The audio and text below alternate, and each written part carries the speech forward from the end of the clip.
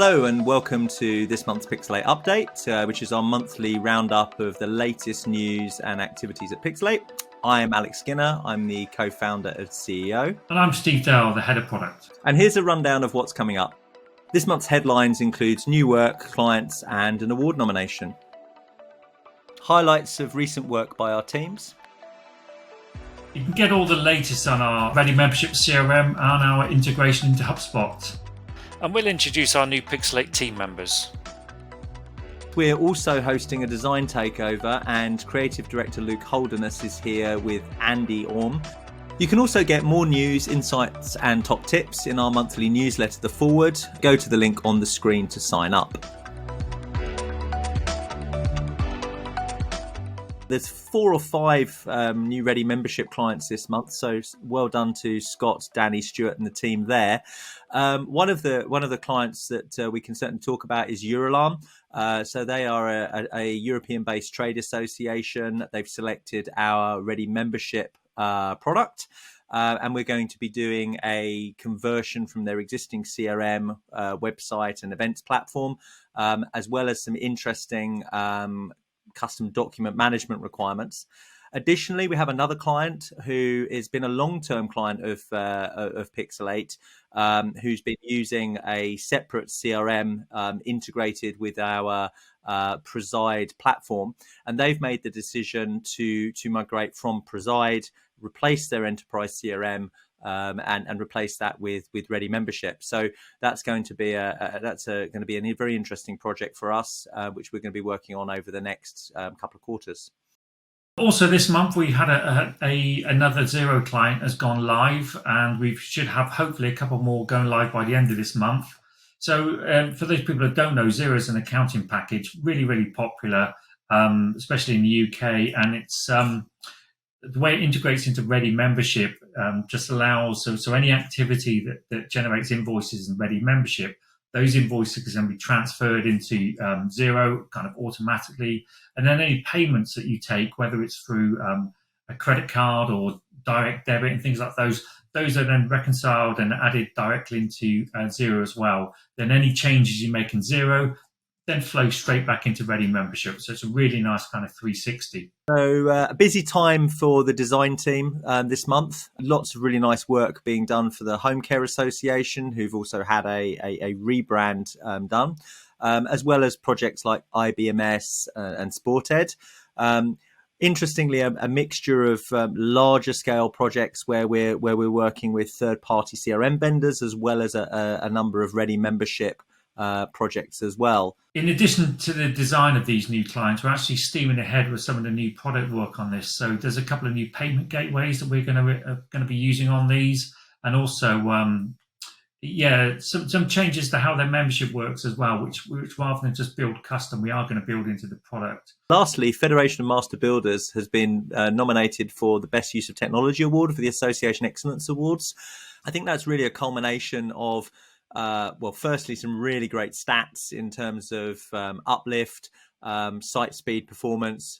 We have a great quote from the client around moving from a Nokia to an iPhone 12. So certainly, as a team, they've really noticed the difference. But I think also the really solid integration that we've got with Dynamics and how we've leveraged that to sort of harness the power of the two systems has really underpinned that. So hopefully we'll win, fingers crossed.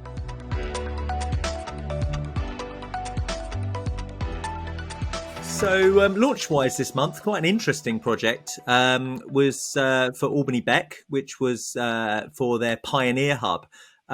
We do often find that organisations outside of the traditional sort of membership space that we work in do want to create self-service portals and other applications interfacing with CRM. So in this particular case, it's a bespoke application which allows the organisation, the clients, and the pioneers that are working, which is a group of staff that are working within these businesses, all to come together, predominantly around HR and employee engagement, in order to self-serve, and to kind of leverage a lot of the experience that we have working from the membership association space into a portal for what is ultimately a services business. So Steve, from a technical standpoint, what were the main highlights of this project, do you think? We built a wiki quite a number of years ago, which we've extended way beyond our own use, really. And we've got a couple of clients now using that, so we very much kind of added on top of that. Also, for us, it's quite a unique one where this is a multi-site intranet, which we've never really done before. So that was a particularly good challenge. So that when you do log in, you've got different colors, different logos, and really a different experience depending on the company you actually work for. So yeah, it was a good project. So obviously it'd be good to talk a little bit more about what we've been up to in the development team this month. Hubspot, if people aren't familiar with it, is obviously a very popular, I would say, sales-focused CRM. So where people have a really active sales or prospecting side to their business. The team created a Hubspot integration that sort of originally was for our purposes. But how have you extended that out in the team, Steve? We do collect an awful lot of information within our MIS system, and HubSpot creates its own amount of information. So it's really good at things like tracking emails, opens, and the contents, and logging all of those kind of things. Using the API, we're now allowed to see that a genuine, real single contact view, and it bubbles up really, really nicely to the organization. For example, when you create an email, you can tag that email using plugins into Outlook and Gmail. And what it will do, it will send that information through an API into Ready Membership now, or into our MIS system, so that when you then go into the dashboard, you can not only see the information that was generated within Ready Membership, so things like renewals or purchases they made, event tickets, those kind of things, but you can also track and see the communications that were sent to them. So it is really, really useful. You can also do it the other way. So if you do have members of the organization who don't typically log into Ready Membership, but do log into HubSpot, then that information can pass the other way. They will know, for example, that someone has bought maybe a ticket to a conference or things like that. So things that activity that was generated within your Ready Membership platform is then synced back into HubSpot. To me, I think it's a really interesting development, and actually allows us to focus our own R&D efforts on the sort of the core value proposition for membership organizations, but for some organizations that want to be able to download phone system integration, or they want to be able to download certain specific plugins that they need for their business, then HubSpot provides a nice ecosystem for that. The other thing I know that has had a lot of focus, and this is one of my particular favorites, with the online virtual events. And I suppose we know that this has taken many different guises over the last year or so, through webinars with GoToMeeting, GoToWebinar, the Zoom, the various kind of elements of Zoom functionality. But this is a little bit different, Steve, isn't it? This is taking it to the next level. So yeah, do you want to tell us a bit more about this? It is, yeah. So I think last month I did touch upon the fact that we do have this. We just launched this new platform. The event happened, and it went really, really well. So fantastic, and we had some really, really good feedback from the client, and we had a really good meeting afterwards with them. We've got another event that's with one of our other clients, which is really going to take it probably to the next level, where they're anticipating around about 2,000 possible attendees, which is pretty exciting. And as part of that package as well, what we're going to be doing is starting to develop out an exhibitor zone, which is a whole new set of challenges for us, and also lots of functionality around kind of chatting and communication with these people. The event that we had last month allows you to have kind of Q&A and polls within a session, but this allows you to communicate directly with those exhibitors. the chat's really exciting. And the reason why for me is that a lot of these other platforms work great if it's live, but a lot of the chat experience with Zoom, for example, or indeed the Vimeo plugin that we have, if you're accessing the on demand, you miss out on the ability to chat or the ability to get involved in the conversation. So I think by taking ownership of the chat piece and really honing it to our own requirements, we're in a position to be able to say, okay, if you want to, you can have your speakers come back at various nominated times after the session has run and still keep that conversation going. So lastly, we've got abstracts. So obviously abstract submission, pretty important for most sort of academically focused businesses. So we're looking to expand out the Eventfolio platform to include the ability for abstract submission with all of the rules and submission management that you have there. Can you tell us a little bit about what we're working on there? So what you can do, you can create, we call them calls for abstracts. So you can broadcast those to people to submit their ideas, and it could be on a particular theme or topic, or it can be fairly open. And then you can then assign reviewers to those, and the reviewers are really there to kind of start to shortlist and to narrow down the submissions.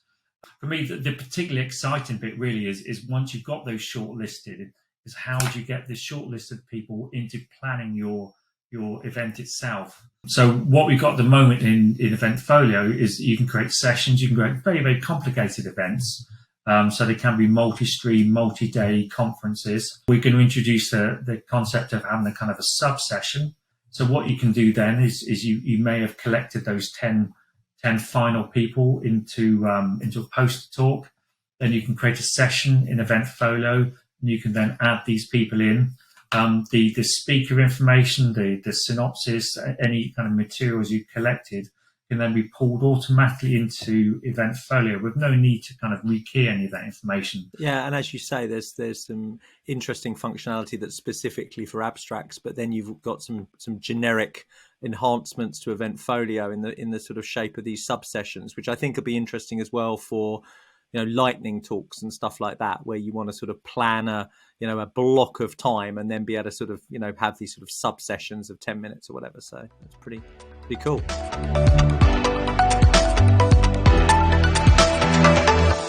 So a number of new starters this month. Firstly, we've got Ed joined the projects team, working as a project consultant on a number of larger membership integration projects. And we have Philip, who's working out of our German office, mostly working actually for a large UK client on a bespoke application. We're also hiring in our London office, looking for product managers.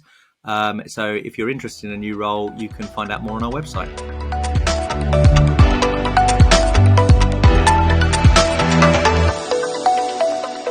We're joined by Andy and Luke from the design team. Luke is the creative director at Pixl8 and Andy is the senior digital designer. And they're going to tell us a little bit about the design takeover they've been working on. So first up, we have tips on improving your membership landing page conversion. And then we've got a piece from Andy, so all about how we harness design systems to build sites. And also created a template for you to run a design audit yourself as a takeaway resource. So you've been looking at new member acquisition this month, specifically around join pages. What sort of techniques can website owners use to help improve conversion? We've got things like heroing your member value proposition. So not all membership organizations have this really detailed out, but it's a nice piece of work to really be able to succinctly describe what the value is of membership at your organization, and having a really catchy title, some brief description, and then also supporting image assets and things that go along with that. We've done some nice work with the Federation of Small Businesses, for example. They've got really nice imagery of members of their organization, and they're all front-facing shots, so really striking and visually powerful. And then they're quite nicely heroed and prominent on the page there, describing what the value of membership is. I know something you've been discussing in this month's takeover is a design system. But what do you actually mean by a design system? A design system is a way of helping organizations to produce consistent material that is in line with their sort of wider brand. A brand guideline is more of a general document and is less focused on the digital implementation, whereas a design system is a set of standards and documentation sort of outlining principles along with sort of UI or user interface patterns and code components. Where do you start with building a style guide? Conducting a design audit is a great place to start. Sort of go through your existing designs and your existing digital platform and make sure that your interfaces are nicely uniform. So it's in connection with the design system. It's sort of looking at all your existing offerings and sites that you've got, and then and it's a sort of takeaway that Andy's put together where you can screen grab different button elements, different design elements from all your different sites and microsites, and then sort of collate them so you can really get a picture of health of your current design system and how it's sort of all sitting and hanging together. So how do you give a site a bit of personality then? Do you tend to take their brand guidelines and work with them from that, or is it a totally kind of separate process? It's exactly that, really. We work with the client in the design workshop. We sort of sit down with them. We go over what we call a 20-second test, where we kind of learn a little bit about the sorts of design treatments that they like and don't like.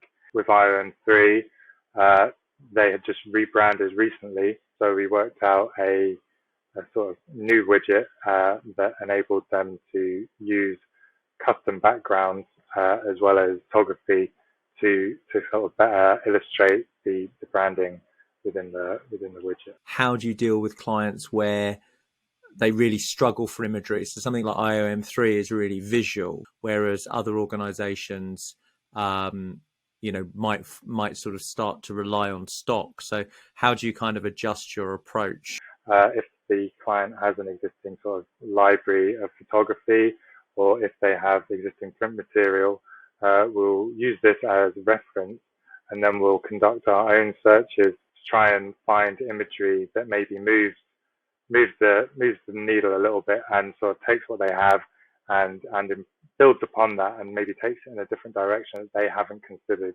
Yeah, we've got a nice blog post on the site about that, how to get the most out of your imagery. Does a lot of this stem from the fact that a lot of websites are more evolutionary than revolutionary? So things have been added to over a number of years, and therefore you've lost that kind of consistency across the brand?